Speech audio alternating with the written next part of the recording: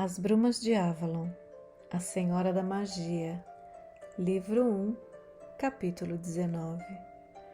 Poucos dias depois, Morgana partiu em companhia de várias pessoas de Avalon para a coroação de Arthur. Nunca em todos os anos passados na ilha, exceto os poucos momentos em que abrira a névoa para permitir que Gwenwyfar encontrasse novamente o seu convento, havia posto os pés na Ilha dos Padres.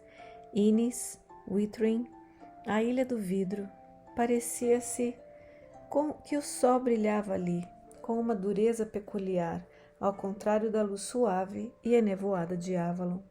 Mas teve de recordar-se que para quase todo o povo da Bretanha esse era o mundo real, e a terra de Avalon era apenas um sonho encantado, como se fosse o próprio reino das fadas. Para ela, Avalon era a única realidade, e esta apenas um sonho grosseiro do qual, por algum motivo, não despertava agora. Todo o espaço à frente da igreja parecia ter sido tomado por uma florescência de tendas e pavilhões coloridos como estranhos cogumelos. Para Morgana, era como se os sinos da igreja tocassem a noite e o dia, hora após hora, um som desagradável que lhe oprimia os nervos. Arthur saudou-a pela primeira vez e encontrou-se com Hectório, o bom cavaleiro e guerreiro que havia criado seu irmão e a mulher dele, Flavilla.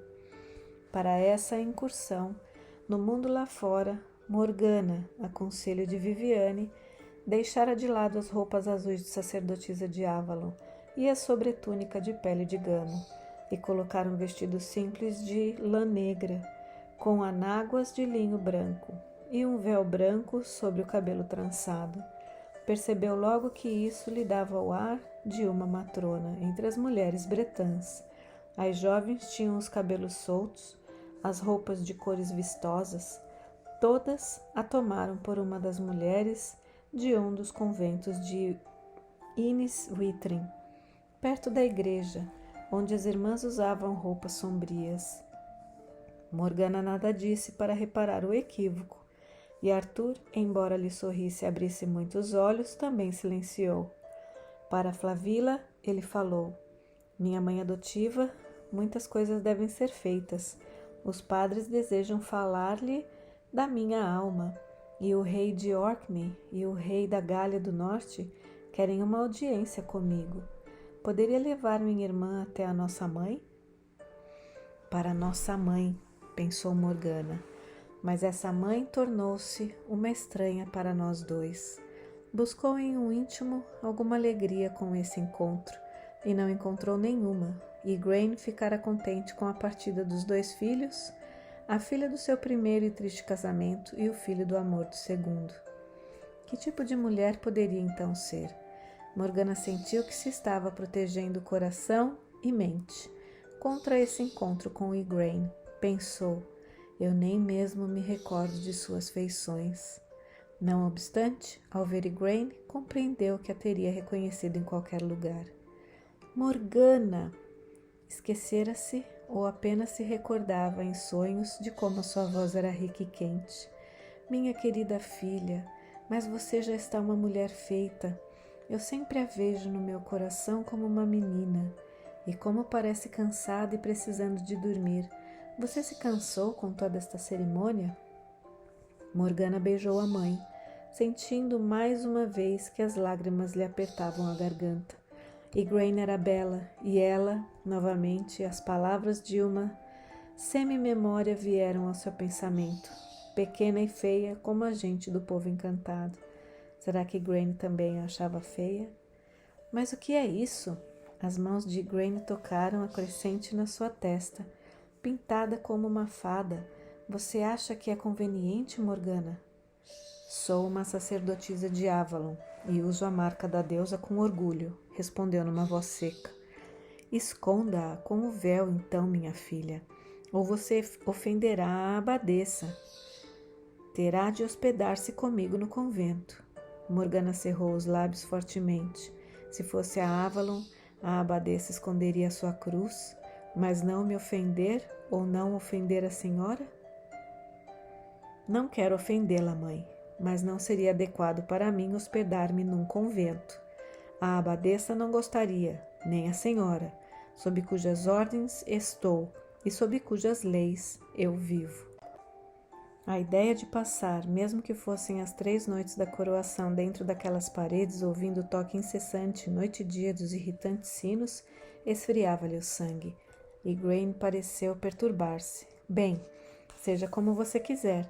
Talvez fique com a minha irmã, a rainha de Orkney. Lembra-se de Morgause?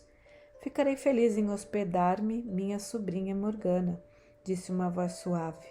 E Morgana olhou para cima para ver a própria imagem da mãe, tal como dela se recordava em sua infância, imponente, ricamente vestida em sedas brilhantes, com joias e o cabelo trançado numa brilhante coroa sob a testa. Ora, você era uma menina tão pequena e agora está grande, e uma sacerdotisa. Morgana foi envolvida por um abraço cálido e perfumado. Bem-vinda, sobrinha. Sente-se aqui ao meu lado. Como vai nossa irmã Viviane? Ouvimos dizer grandes coisas dela, que é a força motora de todos os grandes acontecimentos que levaram o filho de Igraine ao trono. Nem mesmo Lot se poderia opor a alguém apoiado pelo Merlin, pelo povo encantado e por todas as tribos e todos os romanos. E assim, o seu irmãozinho vai ser rei. Você virá para a corte, Morgana, servir de conselheira como Uther deveria ter feito com a senhora de Avalon? Morgana riu, sentindo-se relaxar ao braço de Morgause. O rei fará o que lhe parecer conveniente. É essa a primeira lição que devem aprender todos os que se aproximaram dele. Acho que Arthur é bastante parecido com Uther para aprender isso sem precisar de muitas lições. Ah, não há mais dúvidas de quem foi o seu pai agora, apesar de tudo o que se disse sobre o assunto, comentou Morgause, respirando compungida. Não, Igraine, você não deve chorar novamente. Deve ser motivo de alegria para você, e não de sofrimento. O fato de seu filho parecer-se tanto com o pai e ser aceito por toda a Bretanha, porque comprometeu-se a governar todas as terras e todos os povos. Igraine pestanejou. Andara chorando muito esses últimos dias, pensou Morgana, e disse: Sinto-me feliz por Arthur. Mas a voz tremeu, e ela não pôde falar novamente. Morgana afagou o braço da mãe, mas sentia-se impaciente. Sempre, desde que se recordava, a mãe não tinha qualquer pensamento para os filhos, mas apenas para Uther. Mesmo agora, quando ele estava morto e enterrado, ela colocaria Morgana e Arthur de lado, em troca da memória do homem a quem amara o bastante para fazê-lo esquecer todo o resto. Com alívio, voltou-se novamente para Morgause. Viviane contou-me que você tinha filhos. É verdade, embora a maioria deles ainda seja bastante jovem para poder ficar aqui entre as mulheres. O mais velho, porém, está ali para jurar lealdade ao seu rei. Se Arthur morrer em combate, e nem mesmo Uther estava imune a essa sorte, o meu Gawain é o seu parente mais próximo, a menos que você já tenha um filho, Morgana, não? As sacerdotisas de Avalon terão abraçado a castidade como as monjas, então, para que na sua idade você ainda não tivesse dado a Deus um filho ou uma filha? Ou teve o mesmo destino de sua mãe e perdeu os filhos ao nascerem? Perdoe-me, Igraine, não tive a intenção de recordar-lhe. Igraine pestanejou atrás das lágrimas. Eu não devia chorar contra a vontade de Deus. Tenho mais filhos do que muitas mulheres. Tenho uma filha que serve a deusa, para a qual fui criada, e um filho que amanhã será coroado com a coroa de seu pai. Meus outros filhos estão no seio do Cristo. Em nome da deusa, pensou Morgana, que maneira de pensar sobre um Deus, com todas as gerações de mortos apegados a ele. Sabia que era apenas uma forma de falar, um consolo para a mãe que sofria, mas ainda assim a blasfêmia dessa ideia a perturbou. Lembrou-se de que Morgause lhe havia feito uma pergunta e sacudiu negativamente a cabeça. Não, eu não tive filhos, Morgause. Até este ano, em Beltane, eu me mantive virgem para a deusa. Parou de repente. Não devia dizer mais nada. Igraine, que era mais cristã do que Morgana poderia ter acreditado, teria ficado horrorizada com a ideia do rito no qual ela desempenhara o papel da deusa para o seu próprio irmão. E então, um segundo horror tomou conta dela, pior do que o primeiro, a tal ponto que sentiu uma onda de enjoo. Tudo aquilo se passara em plena lua cheia, e agora a lua tivesse diminuído e crescido novamente, suas regras não tinham vindo, nem mostrado qualquer indício de serem iminentes. Sentira-se aliviada por não ter esse incômodo durante a coroação e julgara tratar-se de uma reação à grande magia. Nenhuma outra explicação lhe ocorrera até aquele momento. Um rito para a renovação da fertilidade das colheitas e da terra e dos ventres das mulheres da tribo. Sabia disso. Não obstante, sua cegueira e seu orgulho haviam chegado ao ponto de achar que talvez ela, a sacerdotisa da deusa, estaria isenta dos propósitos desse ritual. Ela mesma, porém, tinha visto outras jovens sacerdotisas empalidecerem-se e ficarem enjoadas depois desses ritos, até que começaram a florescer com o seu fruto que amadurecia. Ela mesma vira as crianças nascerem, tinha ajudado muitas delas a vir ao mundo com suas mãos treinadas de sacerdotisa, e nem assim sequer, por um momento, em sua cegueira estúpida, ocorrera-lhe que também ela poderia sair do ritual com o ventre carregado. Viu os olhos de Morgoso fixarem-se atentamente nela e deliberadamente suspirou fundo e bocejou para encobrir o silêncio. Viajei desde o amanhecer, disse. Ainda não tomei o de jejum e estou com fome.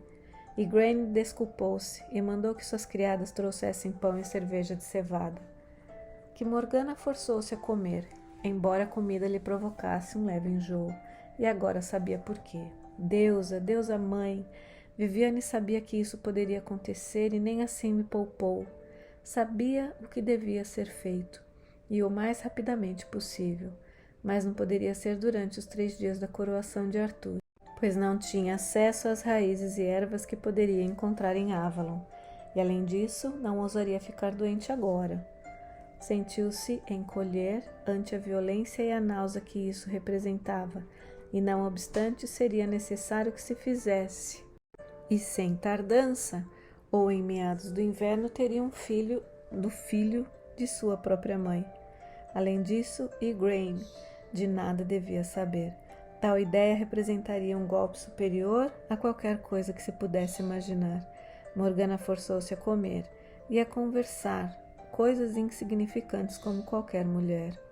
Mas sua mente não descansou enquanto falava. Sim, o belo linho que usava fora tecido em Avalon.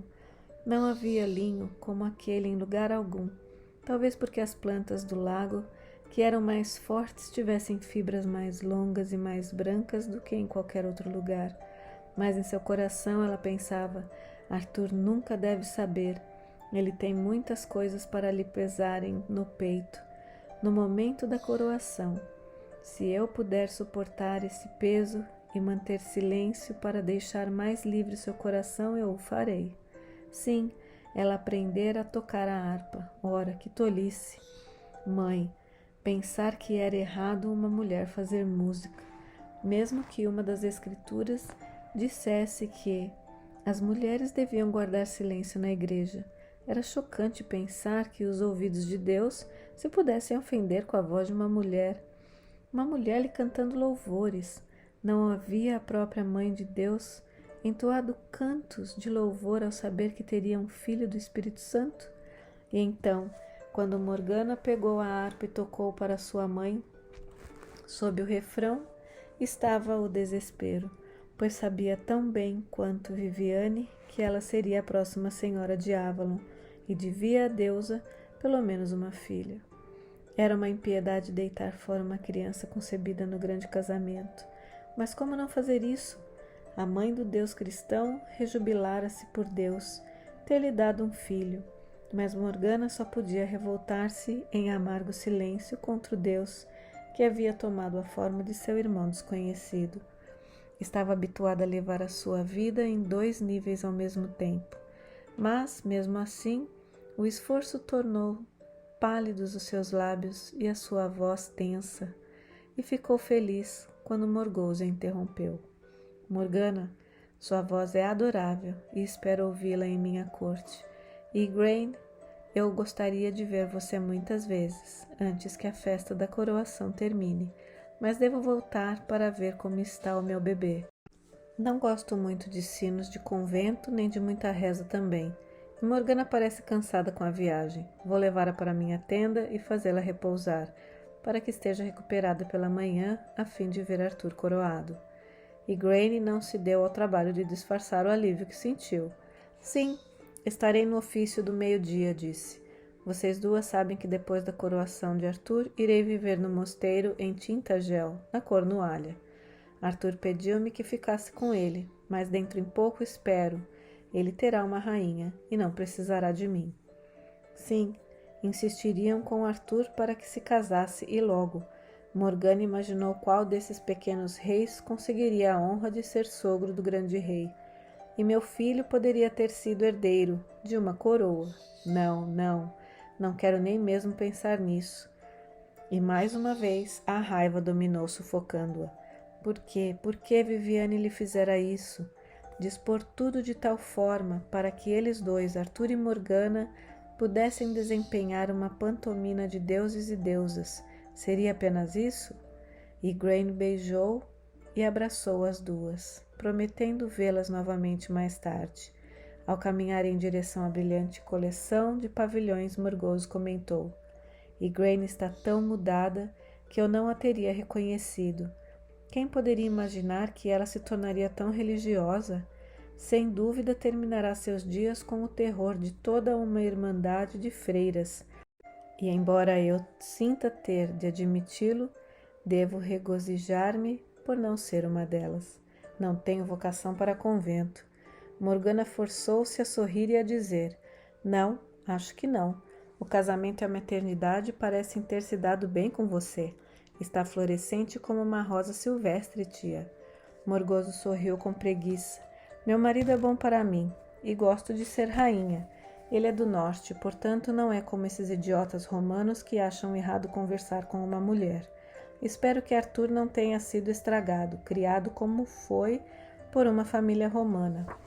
Pode ter aprendido as artes da guerra, mas se desprezar as tribos, não poderá governar até mesmo.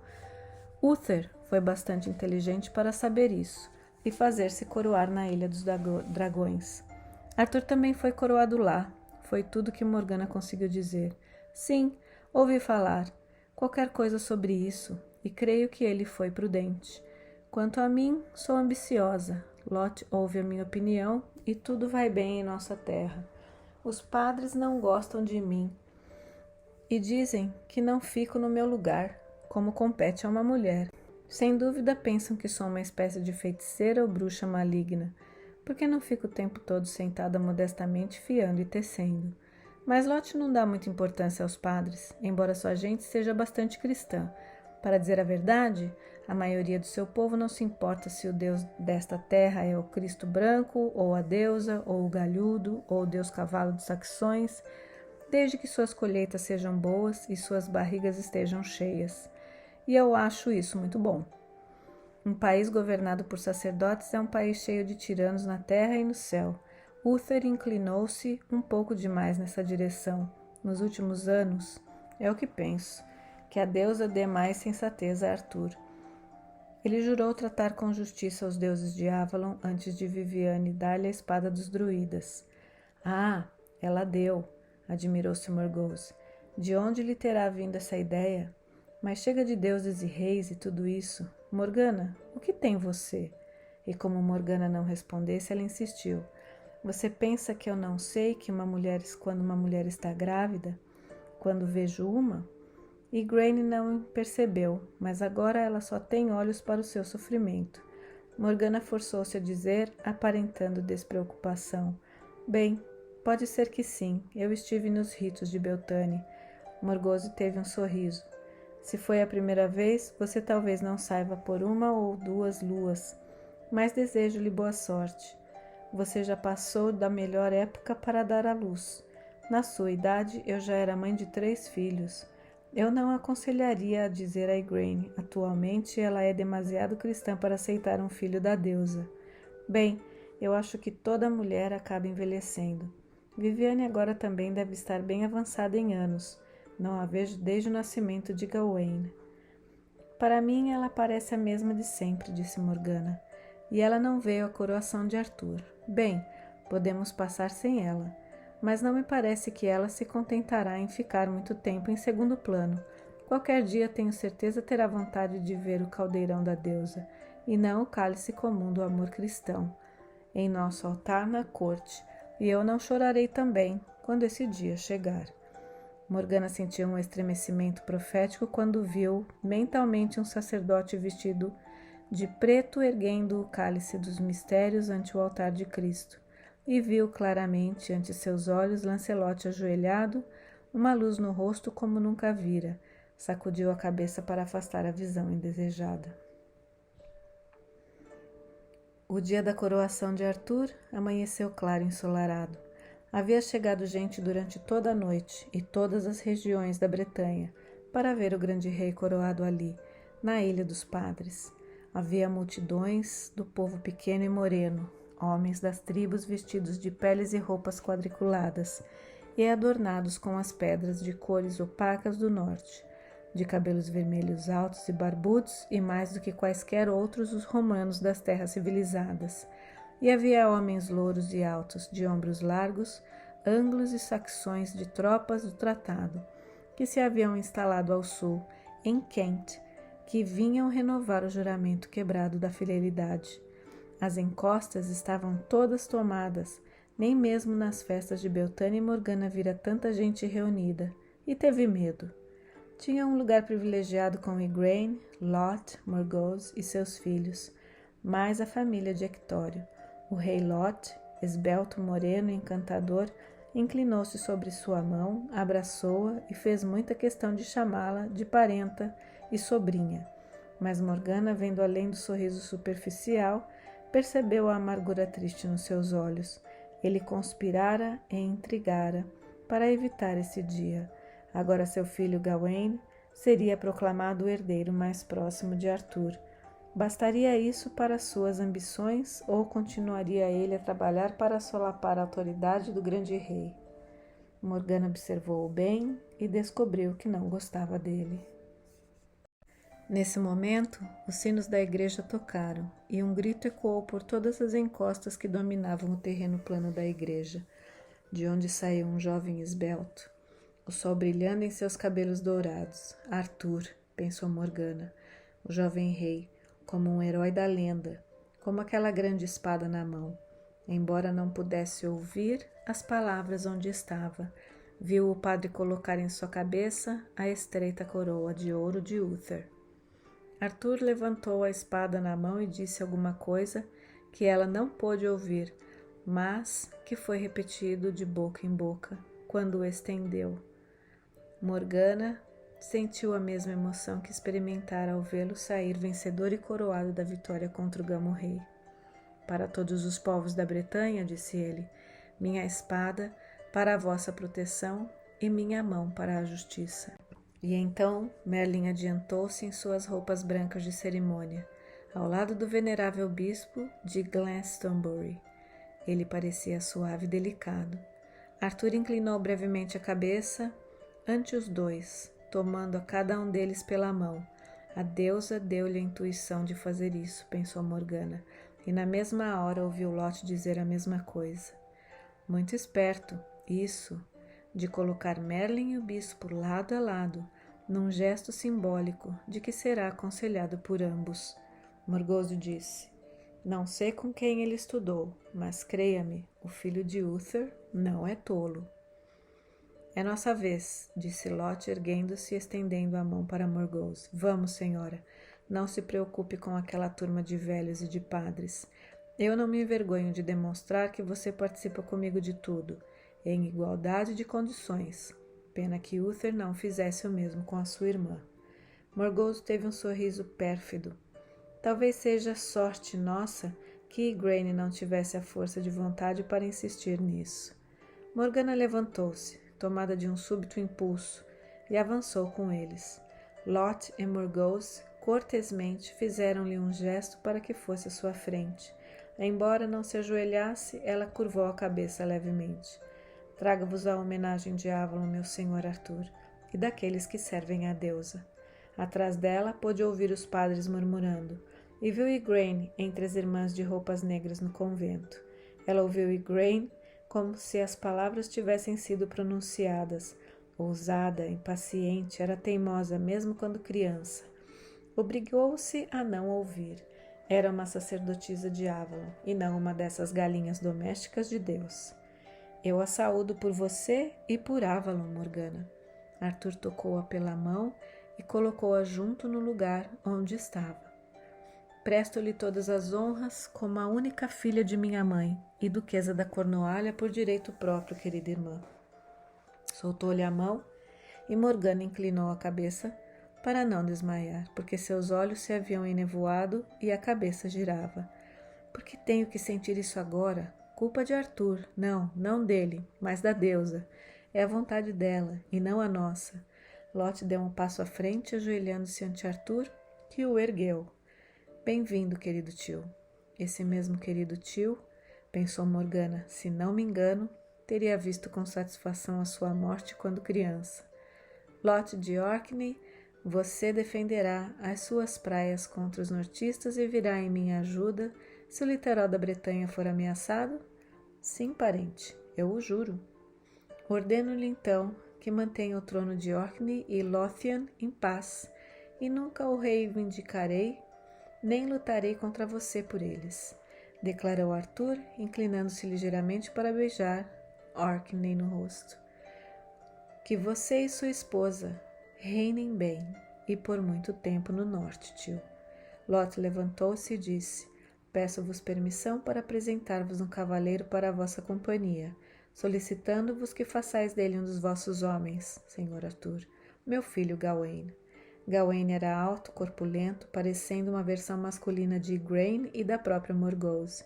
Cachos vermelhos coroavam-lhe a cabeça, e embora não fosse muito mais velho do que Arthur, na verdade, pensou Morgana, devia até mesmo ser um pouco mais novo, pois Morgause só se casara depois do nascimento de Arthur. Já era um jovem gigante de 1,80 m. Ajoelhou-se diante de Arthur, que ergueu e o abraçou. Bem-vindo, primo. Terei prazer em fazer de você o primeiro dos meus companheiros. Espero que se junte aos meus amigos e seja recebido por eles. Disse e fez um aceno de cabeça para os 3 jovens que estavam de pé ao lado. Lancelot, Gawain é nosso primo. Este é Kai e este Bedwyr. São meus irmãos de criação. Agora eu tenho companheiros, como os tinha aquele Alexandre dos gregos. Morgana passou o dia vendo como os reis de toda a Bretanha vinham jurar lealdade ao trono do grande rei e unir-se a ele na guerra para defender o seu litoral. O louro rei Pellinor, senhor do país do lago, dobrou o joelho à frente de Arthur e pediu permissão para partir antes mesmo do fim das comemorações. O que, Pellinor? Perguntou Arthur rindo. Você, que julguei fosse o meu mais decidido amigo aqui, já me quer abandonar tão cedo? Recebi notícias de minha terra, senhor, de que um dragão está atacando ali, e jurei persegui-lo até a morte. Arthur abraçou-o e entregou-lhe um anel de ouro. Não impedirei que um rei volte ao seu povo, quando este precisa dele. Vá, vença o dragão e traga-me sua cabeça depois de matá-lo. Já se aproximava a noite quando finalmente todos os reis e nobres que foram jurar fidelidade ao seu grande rei terminaram. Arthur era apenas um rapaz, mas demonstrou durante a longa tarde uma cortesia inabalável, falando a toda pessoa que chegava como se fosse a primeira. Só Morgana, treinada em Avalon na leitura do rosto, pôde ver os traços de cansaço. Mas finalmente terminou e os servos começaram a servir o banquete. Morgana esperava que Arthur se sentasse para comer em meio ao círculo de jovens que nomeara seus companheiros. O dia fora longo. Ele era jovem e cumprira seu dever como uma tensão concentrada, mas em lugar disso ele tomou lugar entre os bispos e reis mais velhos do conselho de seu pai, e Morgana teve o prazer de ver Merlin entre eles. Afinal de contas, Tailesin era seu avô, embora ela não estivesse certa de que Arthur soubesse disso. Quando acabou de comer, e o fez como um rapaz faminto que ainda está crescendo, levantou-se e abriu caminho entre os convidados. Em sua túnica branca simples, adornada apenas com a fina coroa de ouro, ele se destacava entre os reis e nobres vestidos com brilho, como um gamo branco na floresta escura. Seus companheiros colocaram-se a seu lado. O enorme jovem Gawaine cai, moreno, com feições romanas semelhantes à águia e um sorriso sardônico. Quando se aproximou de Morgana, ela notou que o rapaz tinha uma cicatriz no canto da boca, ainda vermelha e feia, que repuxava seu rosto para cima num esgar feio. Era uma pena, pois provavelmente teria sido belo antes disso. Lancelot, ao lado dele, parecia bonito como uma moça. Não, havia nele algo de duro, de masculino e belo, talvez um gato selvagem. Morgause olhou-o com um olhar guloso. Morgana, quem é aquele belo rapaz ao lado de Kai e Gawain vestido de vermelho? Morgana riu. Seu sobrinho, tia. É Galahad, o filho de Viviane, mas os saxões lhe deram o nome de Flecha dos Duendes, e ele é, geralmente, chamado de Lancelot. Quem poderia pensar que Viviane tão feia tivesse um filho tão bonito? Seu filho mais velho, Balan, esse não é bonito. Áspero, forte e bondoso, digno de confiança como um velho cão, mas é como Viviane, ninguém poderia dizer que é linda. Essas palavras atingiram o coração de Morgana. Dizem que sou parecida com Viviane, então todos me acham feia? Aquela moça disse, pequena e feia como os povos encantados, e respondeu friamente, eu acho Viviane muito bonita. É fácil ver que você foi criada em Avalon, que é ainda mais isolada do que a maioria dos conventos. Eu creio que você não sabe o que os homens apreciam, como beleza numa mulher. Ora, vamos, disse Igraine, apaziguadora. Há outras virtudes além da beleza. Esse Lancelot tem os olhos da mãe, e ninguém jamais negou que os olhos de Viviane são bonitos. Viviane tem tanto encanto que ninguém sabe se ela é ou não bonita, nem se importa com isso. Ela agrada a todos com seus belos olhos e sua voz suave. A beleza não está apenas no porte majestoso e nas feições harmoniosas ou nos cabelos dourados, Morgause. Ah, você também não conhece o mundo, Igraine, respondeu Morgause. Você é uma rainha, e todos consideram a rainha bonita, e casou-se com um homem que amava. A maioria das mulheres não tem essa sorte, e é um consolo saber que outros homens admiram a nossa beleza.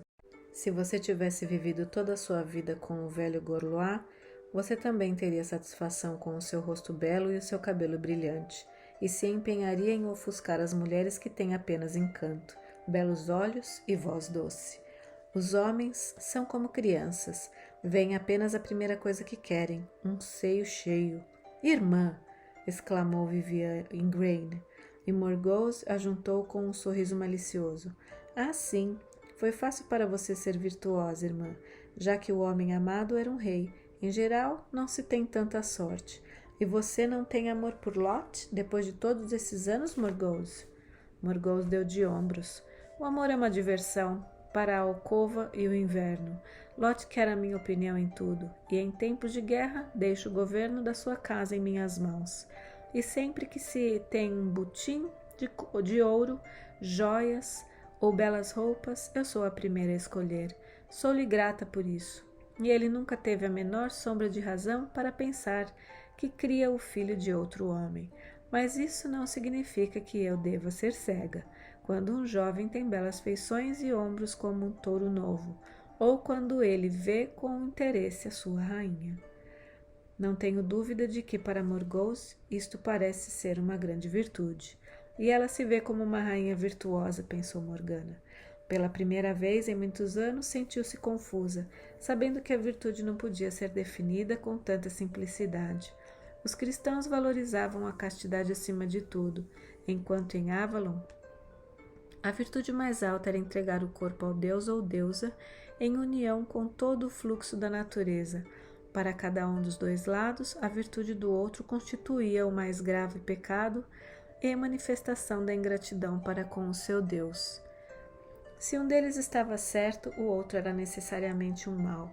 Parecia-lhe que os cristãos estavam rejeitando a mais sagrada das coisas, sob o céu, e para eles ela não seria muito mais do que uma prostituta, se falasse das fogueiras de Beltane como de um dever sagrado para com a deusa. Até mesmo Igraine, criada em Avalon, olharia com espanto e pensaria que algum diabo falava por seu intermédio. Voltou a olhar para os jovens que se aproximavam, Arthur louro e de olhos cinzentos, Lancelot esbelto, gracioso e o enorme Gawain de cabelos vermelhos, mais alto do que os outros, como um touro junto de 2 belos cavalos espanhóis. Arthur fez uma reverência para sua mãe. Minha senhora, mas corrigiu-se. Minha mãe, o dia lhe foi cansativo, tanto quanto para você, meu filho. Senta-se conosco? Por um momento, sim. Arthur, ao sentar-se, embora tivesse comido bem, apanhou distraidamente um punhado dos doces que Morgana havia tirado do prato.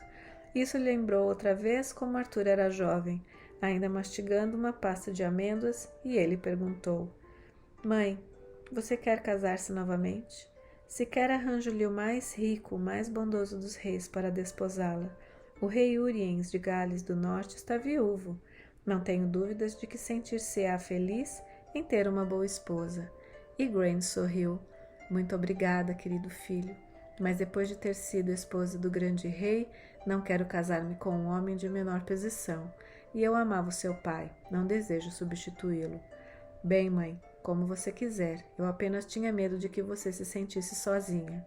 É difícil sentir-se sozinha num convento, meu filho, com outras mulheres. E Deus está ali. Morgause comentou. Preferia viver num eremitério, na floresta, do que numa casa cheia de mulheres falastronas. Se Deus está ali, deve ser difícil para ele conseguir dizer uma palavra. Por um momento, Morgana reviu a jovial mãe de sua infância, quando Igraine respondeu: Imagino que, como ocorre com todo marido cheio de mulheres, ele passe a maior parte do tempo ouvindo suas esposas do que falando com elas. Mas, se nos esforçarmos para ouvir a voz de Deus, ela não estará muito distante.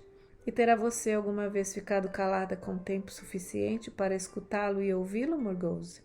Rindo, Morgause fez um gesto como o lutador que admite um golpe. E você, Lancelot? Perguntou sorrindo convidativamente. Já está noivo? Ou mesmo casado? Ele riu e sacudiu a cabeça. Ah, não, minha tia. Sem dúvida meu pai, o rei Ban, me encontrará uma esposa. Mas agora desejo seguir meu rei e servir a ele. Arthur, sorrindo para o amigo, colocou a mão em seu ombro. Com meus 2 fortes primos aqui, estou tão bem protegido quanto qualquer um dos próprios Césares. Igraine disse suavemente. Arthur, creio que Kai está com ciúmes. Diga-lhe uma palavra amável. Morgana, ouvindo isso, olhou para Kai, para sua aparência triste com a cicatriz. Realmente deveria ter sido difícil para ele, depois de muitos anos pensando que Arthur era o desprezado bastardo de seu pai, ser agora suplantado pelo irmão mais novo. Um irmão mais novo tornar-se-ia rei. E ver esse irmão cercado de 2 novos amigos, aos quais dera o seu coração. E Arthur disse: Quando esta terra estiver em paz, encontraremos esposas e castelos para todos vocês, sem dúvida. Mas você, Kai, ficará comigo como o meu camarista. Estou satisfeito com isso, irmão. Perdoe-me. Eu devia dizer, meu senhor e rei. Não, insistiu Arthur, voltando-se para abraçá-lo. Deus me castigue se alguma vez lhe pedir... Irmão, que me chame de outra coisa. Igraine engoliu em seco. Arthur, quando você fala por vezes, tenho a impressão de estar ouvindo a voz de seu pai.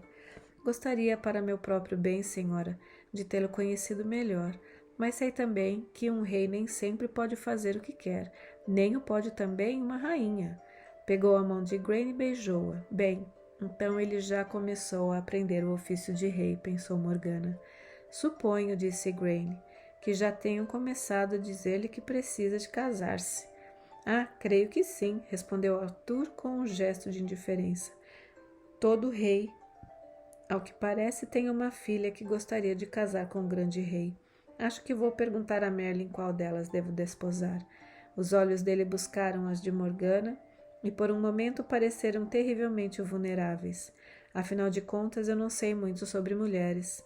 Lancelot disse alegremente. Ora, então devemos conseguir-vos a mais bela do reino e de mais alta linhagem. Não, discordou Kai. Como Arthur diz, com muita sensatez, que todas as mulheres lhe são iguais, o melhor a procurar a que tenha o maior dote. Arthur riu. Então deixo isso a seu cargo, Kai, e não tenho dúvida de que estarei tão bem casado quanto coroado. Sugiro que você se aconselhe com o Merlin, e sem dúvida sua excelência reverendíssima o arcebispo quererá opinar sobre o assunto. E você, Morgana? Devo procurar-lhe um marido, ou prefere ser uma das aias da minha rainha? Quem poderia estar mais alto no reino do que a filha da minha mãe? Morgana Custo encontrou a sua voz. Meu senhor e rei, estou satisfeita em Avalon. Não vos perturbeis em procurar meu marido. Nem mesmo que eu esteja grávida, pensou ela desafiadoramente. Como quiser, minha irmã, e disso não tenho dúvidas. Sua excelência reverendíssima terá alguma coisa a dizer sobre isso. Ele acredita que as mulheres de Avalon são feiticeiras ou bruxas ímpias, todas elas. Morgana não respondeu, e Arthur voltou-se novamente, com uma expressão quase culpada, para os outros reis e conselheiros. Merlin olhava para ele, e o rei excusou-se. Vejo que já passei todo o tempo de que dispunha com minha mãe, minha irmã e meus companheiros. Devo voltar agora a ser novamente rei. Senhora? Inclinou-se diante de Igraine e mais formalmente para Morgause, mas ao aproximar-se de Morgana, beijou-a no rosto. Ela contraiu-se. Mãe, deusa, que confusão arranjamos. Ele diz que sempre me amará e desejará, e é exatamente isso que não devemos fazer. Se Lancelot também pensasse assim, suspirou, e Igraine veio segurar-lhe a mão. Você está cansada, minha filha. Aquela longa permanência de pé sob o sol esta manhã parece tê-la fatigado. Não quer voltar comigo para o convento, onde é tão tranquilo? Não? Bem, então Morgause, leva-a de volta para sua tenda. Sim, querida irmã, vá descansar. Ficou olhando os jovens afastarem-se, Arthur acompanhado com muito tato os passos hesitantes de Kai. Morgana voltou com Morgause para sua tenda. Estava cansada, mas tinha de permanecer alerta e cortês, enquanto Lot falava de um plano que Arthur mencionara, de combater a cavalo com táticas de ataque que poderiam derrubar os grupos de invasores saxões armados e de soldados a pé, a maioria dos quais não estava treinada para lutar contra soldados montados. O rapaz é um mestre na estratégia, comentou Lot. Seu plano pode dar certo, afinal de contas foram os bandos de pictos e saxões e as tribos que, lutando emboscados, conseguiram desmoralizar as legiões que o contam. Os romanos estavam habituados apenas à luta bem ordenada, segundo regras, e a inimigos que se apresentavam para dar batalhas. Os soldados montados têm sempre uma vantagem sobre os soldados a pé. As unidades de cavalaria romana, segundo me consta, foram as que sempre tiveram maiores vitórias. Morgana lembrou-se de Lancelot falando apaixonadamente de suas teorias de combate. Se Arthur partilhasse desse entusiasmo e estivesse disposto a ajudá-lo a formar unidades de cavalaria, então poderiam talvez conseguir expulsar todas as hordas saxônicas. Haveria paz, uma paz maior do que os lendários 200 anos de Pax Romana.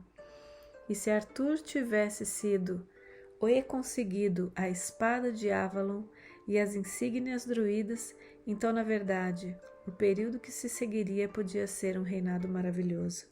Certa vez, Viviane referia-se a Arthur como um rei vindo da lenda, com uma espada lendária, e a deusa poderia voltar a imperar nessa terra, e não o Deus morto dos cristãos, com seu sofrimento e morte. Mergulhou num devaneio, só despertando para a realidade quando Morgause sacudia levemente pelo ombro. Ora, minha querida, você está semi-adormecida. É melhor deitar-se na cama, não faça cerimônias. E mandou sua criada ajudar Morgana a despir-se, lavar-lhe os pés e trançar-lhe o cabelo. Dormiu longa e profundamente. O cansaço de muitos dias desceu de repente sobre ela.